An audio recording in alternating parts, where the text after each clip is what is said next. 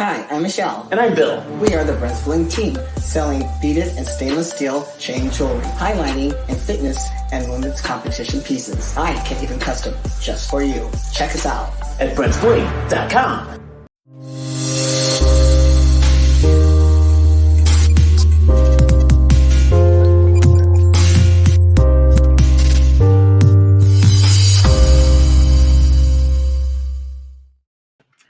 Welcome back, guys, to a new season of Iron Therapy. I'm Dave Palumbo, in my very calm, therapeutic voice, and I'm joined, as always, by our RXMuscle staff psychotherapist, Lesley Timbol. Lesley, Happy New Year. I heard you started off with a big sickness, so to speak.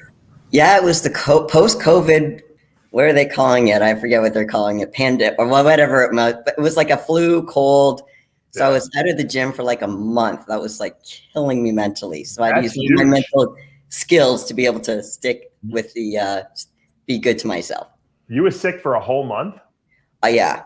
Wow. Yeah, I still have some remnants, but at least I can be back in the gym. I can function. I have my energy pretty much about 85, 90% back. So that's good. You competed at the Olympia. So that was what date? That was what, the 20th? The 13th.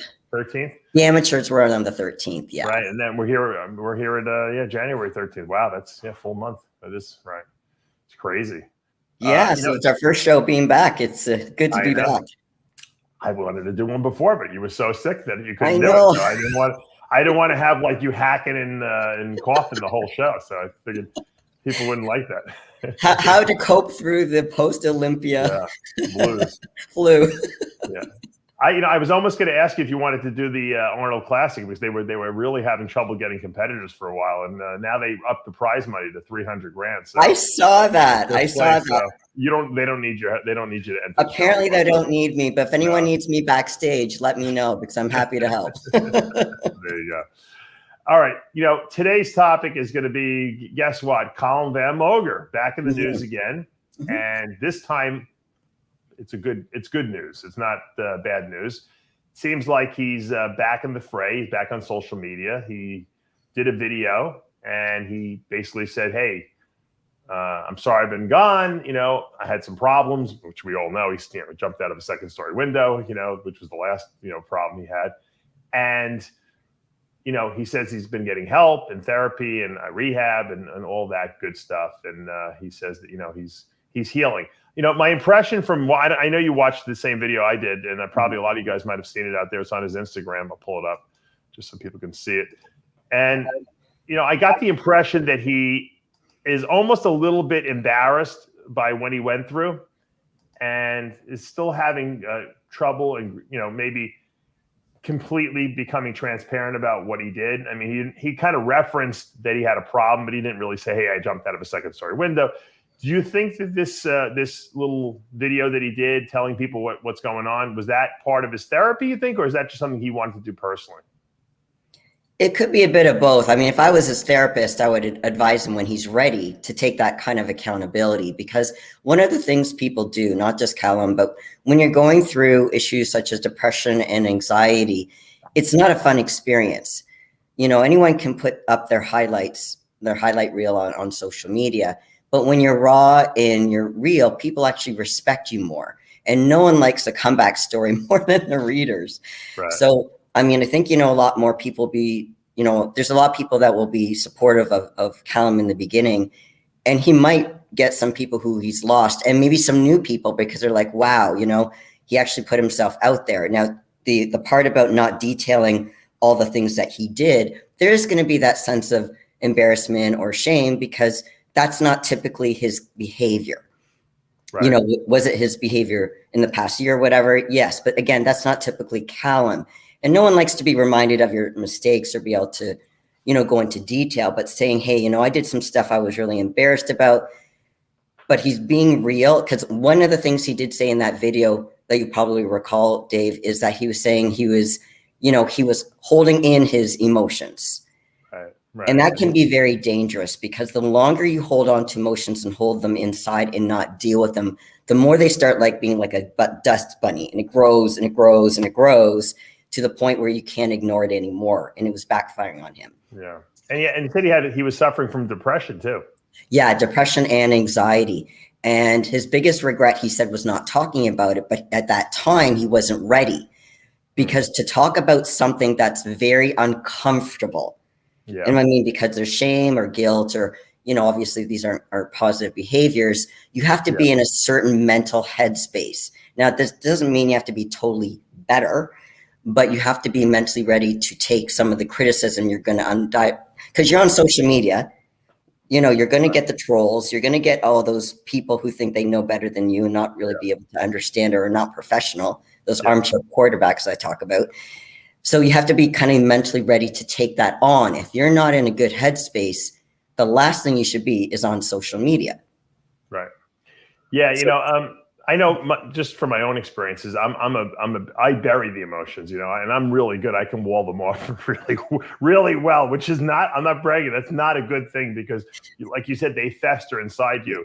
And I find a distraction to release them in a more positive way, but at the same token, they still eat away at you inside, and you cannot hold those things in. And he was obviously, by his own admission, self-medicating himself with drugs and alcohol to basically numb those feelings rather than letting them out.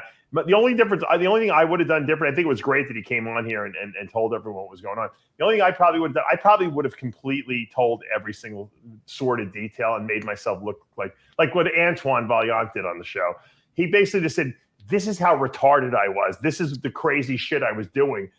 I know it sounds insane, but I was on drugs, and and so it kind of almost exonerates you in a sense, because you've gotten past it. Now, if you're still a drug addict and talking about it, people don't want to hear about it. But if you found a way to get past it and say, you know what, that was a big mistake I made, and I almost died because of that. And I'm not proud of it, but yes, I am going to admit to doing it. Let's move on. Then I think that sometimes is very healing if you can laugh at yourself like that, But keep in mind, it's usually after the fact. It's when they're in that. So the thing is, to your point, too soon, you're saying. It might still be too soon. This is the beginning of his journey. And by the video, I mean, I was looking at him. It's like, he's got color back in his face. Yeah. Even though he seems a little bit nervous, and, I can see where you feel that the embarrassment, again, because of how he's moving and the facial expressions, he's being real, which I really appreciate. And I think a lot of the audience appreciates. He's not trying to sugarcoat anything. And that's part of, I think he also said his biggest regret is not talking about it. Now he's talking about it, but at a pace he can handle. So I think maybe more stuff will come out. But even if it doesn't, it's been well published. And again, it's not that he's not taking accountability, but he doesn't want to dwell on it. And he wants to talk about how he's focusing on recovering, because it's not just for his sake and his therapy. It's trying to inspire other people who are struggling, whether it be depression, anxiety, whatever it might be, to saying, hey, look, this is what worked for me. You might want to consider trying it for you as well. Right. Now, when someone is in a volatile state like that, because he's, like you said, he hasn't gotten past it yet. He's in the process of doing it. Let's say he says, you know what, I decided I want to compete again. He's working out. He feels good. The next step, obviously, is cycle, right? I'm going to do a cycle of anabolics. I mean, do you think that's contraindicated at this point in his therapy, because it will change maybe his mental thought processes, and maybe it was one of the things contributing to some of the crazy things he did? Because let's face it, everyone responds to anabolics differently. When I would take them, I was like, it made me so happy that I was in a better mood when I was on. Some people get a little kooky, their thinking process gets a little deranged, and they start getting a little nervous and anxiety, and sometimes they start getting paranoid even. It just affects different people differently. And it's probably because different people have different mindsets to start with, He has to be in a better place if he wants to compete. But I would say, compete naturally. It's not like you haven't done it before. No. If you want to compete, let's try it naturally first and see how that process goes. Because as you know, competing in itself, whether you're taking gear or not, is not an easy process. No. So that's a little mental head game without any gear. Right. But he's a pro now. That's another level. He's a pro now, Lesley. You imagine doing an IFBB classic physique show, natural. It's almost like if he was still an amateur, he could do whatever he wants, but this is like, it's almost like he's like past that now. So it's like, well, he's past that as far as his experience, but where he's at, he may need to do, let's say, a natural federation and build up that way. Not to say he can't go back on gear at some And then point. they'll take his pro card away from him. Yeah, then they'll take his pro card away. Now, you know what the truth is? This is what I think he should do. To be honest with you, he's a good-looking guy. He's marketable. This might actually be a blessing in disguise, and I'll tell you what. Because he's obviously, I got the president calling me. He's obviously a lot smaller now because he lost a lot of muscle because he's obviously been out of the gym and he's not on anabolics or anything like that. He might actually do better in Hollywood because he's back in California now because I think he has his kid is out there with the mother, and I'm sure he's out there to go see the kid, and he's back in California and he's training over there. Maybe he should go into Hollywood. Try throw his hat into the acting ring. He's not too big now. I'm sure he still has abs and he's probably still ripped. He's just got one of those physiques that he's never going to lose, that look. And that's really the Hollywood look. They don't want guys that are like jacked out of their mind. It's stereotypes. The Rock is an anomaly. And the only reason why he gets parts is because he's so popular right now. Because he's really too big at this point. When he first started out, he wasn't, but he's really big. And so I think Calum would do better. It would take the pressure off him in terms of having to compete and eat a certain way and worry about what people are critiquing him the way he looks. And he can actually just, he has a good personality. We've seen some of the fun videos he's done. I think he would do well. And I think he's still young enough that he could make it in Hollywood if he really wanted to. Like, to your point, you got to think about anybody, like whether it be Calum or anybody, is to say, why are you bodybuilding? Yeah. If you want to go back into, really look at your why, because maybe your why when you're in your 20s might be different when you're in your 30s, might be different when you're in your 40s. But it's got to be kind of worth it to say, is there another way I can get there? Because, bodybuilding, again, as you know, there's only so much control over what you have. And if you get into your head, if you're kind of that person of you put your worth into your win-loss record, you're setting yourself up for failure. From where he's coming from, if he really wants to be able to progress and really, beat these demons, it's like an iceberg. There's the tip of the iceberg that we see, but under the water, it's much bigger. That has to be dug up about, what led him to those behaviors, because he has to deal with those underlying reasons. Because chances are when he does, to your point, I think Hollywood, for him to capitalize on all his assets, it's not just the body. There's so much more he can contribute, whether it be Hollywood or whatever it might be. He can still use his physique, but not for bodybuilding. Right. Yeah, and he's a good-looking guy, so I think that he would do really well. And it seems like all the Australian actors are doing really well in Hollywood, from Charlie Hunnam to Russell Crowe obviously is world famous, and all the other. Well, Heath Ledger was very famous. I mean, we love our Australian accent actors. So I really think he should go all out with that. He's living in the right place now. Start going on auditions. I bet you I bet he'd get an agent. As long as he's responsible and he shows up for the auditions. I mean, which it seems like he's in a good headspace now. That might be something that's much more validating for him. And he has a legion of fans too, so already. So I mean, these people will follow him anywhere, and especially if he lands one good movie role where he's got a couple lines. I mean, everyone's people are gonna rally around that. So, of course, as long as he stays, to your point, on a certain regimen, he has accountability. I'm sure he has a team, a professional team. It's important to have family support and friend support, and that's great, and audience support, but he needs the professional support, and it looks like he's getting that. And as long as he's listening to his therapist, and being able to do whatever homework assignments they give him, so he stays accountable. And this isn't about perfection, Dave, and this isn't just with Calum. It's about saying it's not the issue that you fell or how many times you fall. It's how many times you get up and how do you prevent yourself from falling again? Because you might be 2 mistakes away from getting it right. So Don't give up. Keep being relentless. Yeah, and I think Calum got that. Yeah, the other thing I wanted to bring up is that, he did his rehab, I'm assuming, in Australia, right? I mean, and then because he said he just came back to California. So is that, as a therapist yourself, I mean, if you have a client who's like just basically getting back into their routine and they've recovered and, you work with them and then they're like, oh, by the way, I'm going to travel halfway across the world and start, hanging out in California now. Do you think in other words, how do you keep that person from relapsing in a sense? You're going to have, video conferencing as far as the sessions. or whether it be Google Meet, whether it be, StreamYard, whatever, you're going to have some type of video conversations for accountability. But because what you don't want to do is to saying, if he was doing, because I didn't follow his rehab, I don't know the extent of what he was doing. But if it was in Australia, you don't want someone like Calum to feel like you can't leave Australia, otherwise you're going to go down that dark path again. It's almost like you have to test the waters under controlled situations with proper supports, with a game plan in place. If he starts to fall back, what he can do. Because it's about allowing people that flexibility that no matter where you are, you can still regain control of this little monster inside. Yeah. I hope he's following up and doing his sessions, with the doctor, with the therapist, because, as Antoine had told us, when you're coming back from drug rehab, it's that support system. Once you say to yourself, you know what, I really don't need it, I think I'm good. That's when everything starts going wrong, he said. And he's relapsed a few times, so he knows, Oh, for sure.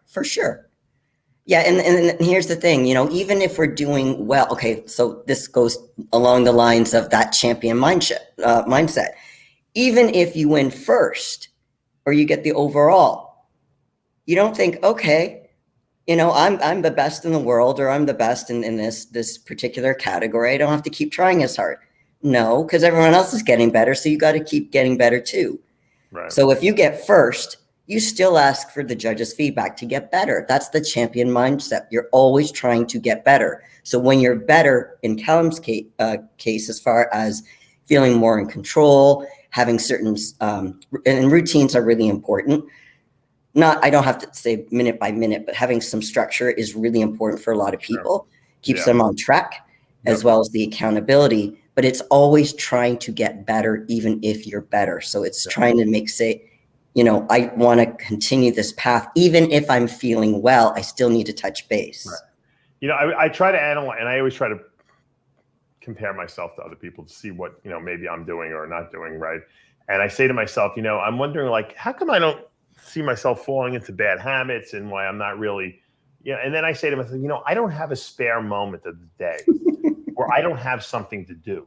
Right. So in other words, I can fall asleep at any moment. Like, that's how tired I am at all times. So like, as soon as I'm done with everything I have to do for the day, all I want to do is go to sleep, and it usually doesn't happen early enough. It's usually like midnight or something like that. I still got to get up at, 6:50 or whatever, 6:30 the next morning. So, it does.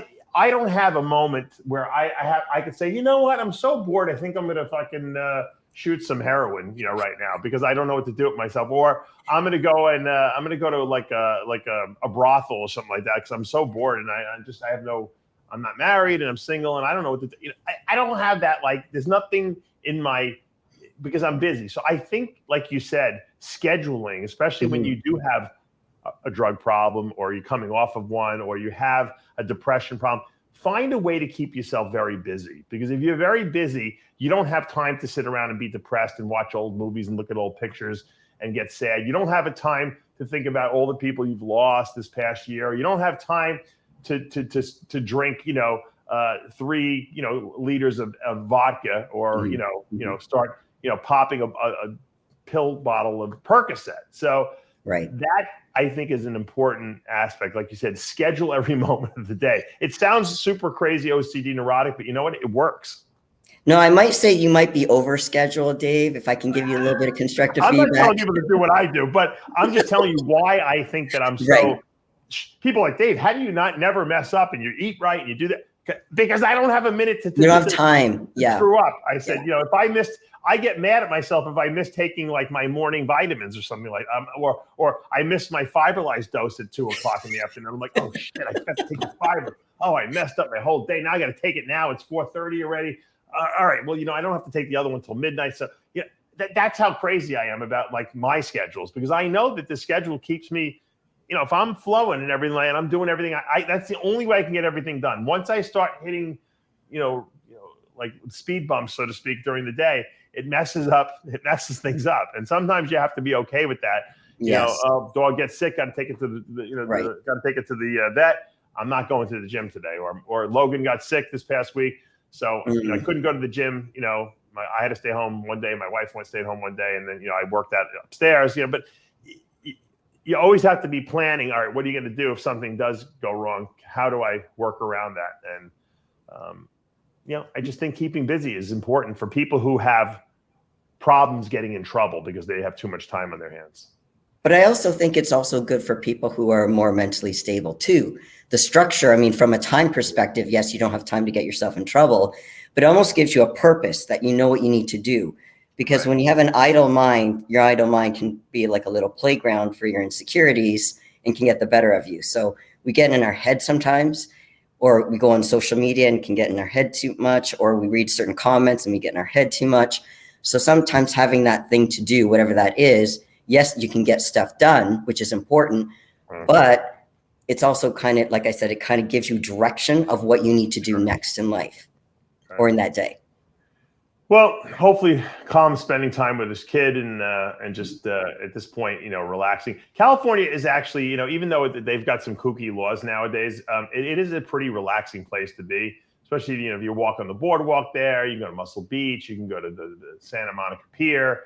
There is places you can go and just kind of chill, and everyone is so like laid back there, and the whole they're into meditation and yoga. I mean, you could definitely get into that like Zen-like state there, but obviously you can also get into drugs there if you really want to. So, I think that as long as he's hanging out with the right group of people. The gym crowd where he's, just going to the gym and doing his thing, eating his meals, spending time with his kid. I think he'll be all right. I really do. I think so too. I also messaged him too, so we'll see if he responds. That'd be great. Yeah, I'd love to, maybe he'll want to come on the show at some point and talk about, his experience, because, we've been rooting for him for day one. There's a lot of people out there that love to see, people fall from grace because they get, it makes them feel more like, oh, I'm just as good as that guy, or I'm just, but I was very sad to hear what happened because I really felt he was going in a good direction. I thought we were going to see him do Hollywood movies and stuff like that more and more. And, sometimes you get sidetracked because you don't deal with your emotions. I know it happened to me a little bit. Luckily, it didn't really affect my career or what I was doing, but, it definitely affected my mindset for a little bit. And, that was something I dealt with. And I think we all deal with that, I was going to say it's everybody. Yeah. Some people don't deal with it well. Some people commit suicide. Some people get, so into drugs, they OD. We don't want to see that happen. So I'm glad that, for a while, when Calum jumped out that window, wasn't so sure he was going to make it, initially. So obviously the big guy upstairs had another idea for him. And, I hope he takes that second chance and does something great with it. Well, we're his cheerleaders, and I know we're not the only ones, Dave, because no one like I said, that comeback story, that redemption, we all love it and we cheer him on. And again, he's going to be such an inspiration for so many people like he has in the past. Yep. Well, good luck, Calum. And if you want to come on and talk about your experience, we'd be more than happy to have you.